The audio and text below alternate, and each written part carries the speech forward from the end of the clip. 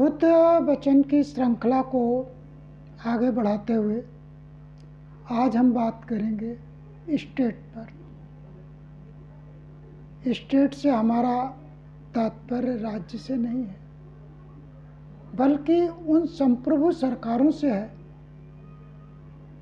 जिन्हें नियम बनाने की शक्ति है। भारत के परिवेश में क्या है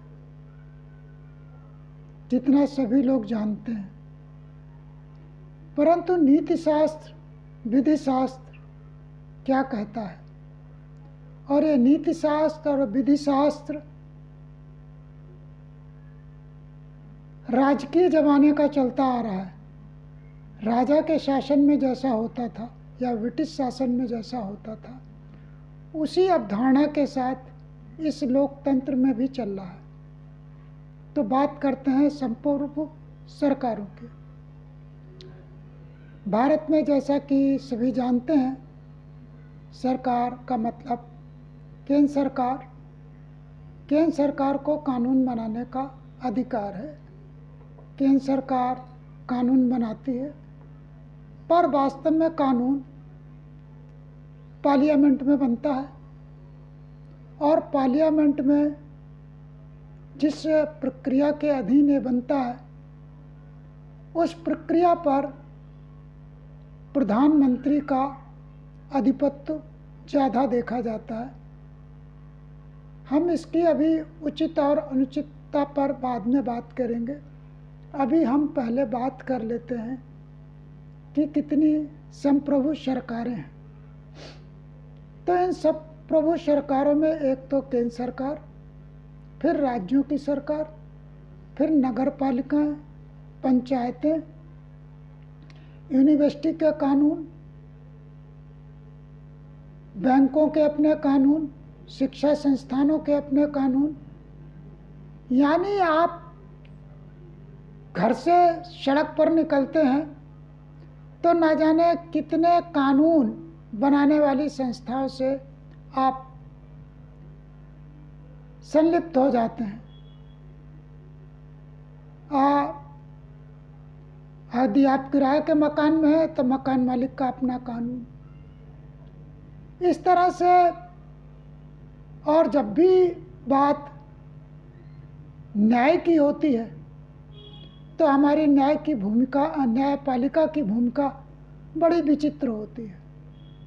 वो पहले उस कानून को देखती है जिसको उसने कभी नहीं देखा, जो उसका देखना उसकी जिम्मेदारी था। क्या अगर कोई संस्था का विवाद है तो सबसे पहले वो शिक्षण संस्थान के कानून को देखेगी और उस आधार पर घटना की विवेचना करेगी।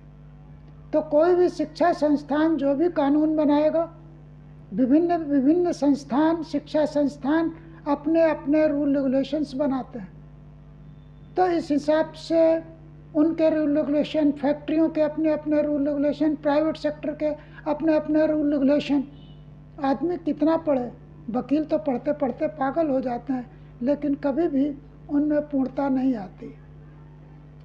इस वजह से वकील पढ़ने से भी बचते हैं, क्योंकि क्लाइंट उतना खर्च नहीं करता और हर अधिनियम नियम ना तो सरलता से उपलब्ध होते हैं और ना ही उनको कलेक्ट करके संकलित कर पाना और उन पर बातचीत कर पाना संभव होता है।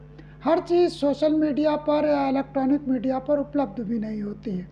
वेबसाइट्स पर जो चीज़ें उपलब्ध होती हैं वो चीज़ें उसी वेबसाइट पर होती हैं जो संस्थान की है।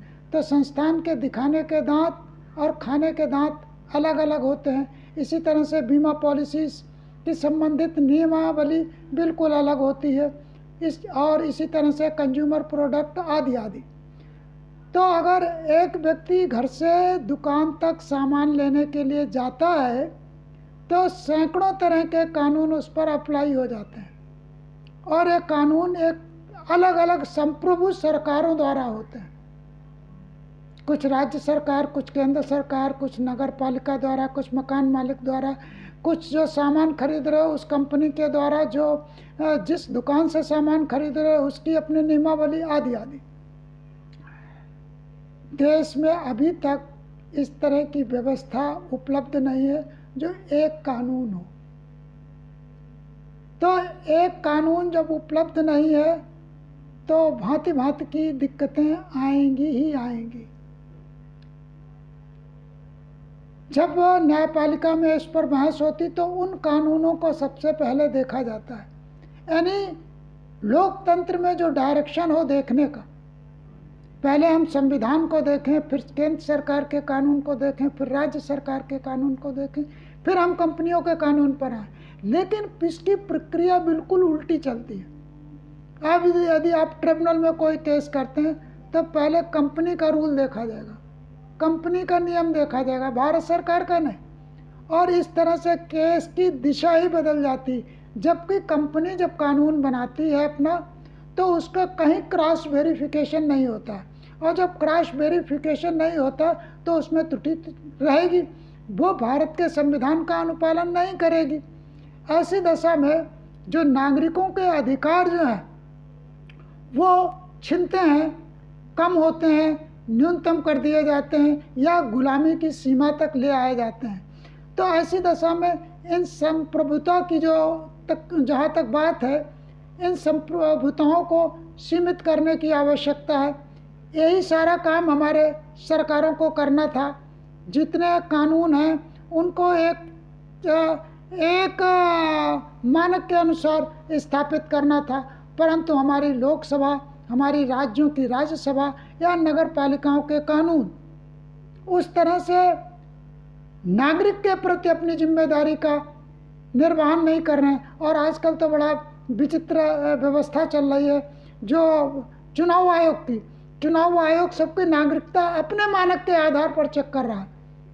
तो हर कोई संप्रभु बना हुआ है, और जब हर कोई संप्रभु बना हुआ है तो आम नागरिक का जीवन अत्यंत दुखमय हो जाएगा। इस पर विचार करने की आवश्यकता है और विचार करके इसको दुरुस्त करने की आवश्यकता है। इस दिशा में क्या हो सकता है और क्या गड़बड़ियां हैं, इस पर हम डिटेल से बात करेंगे अपने अगले वीडियो में।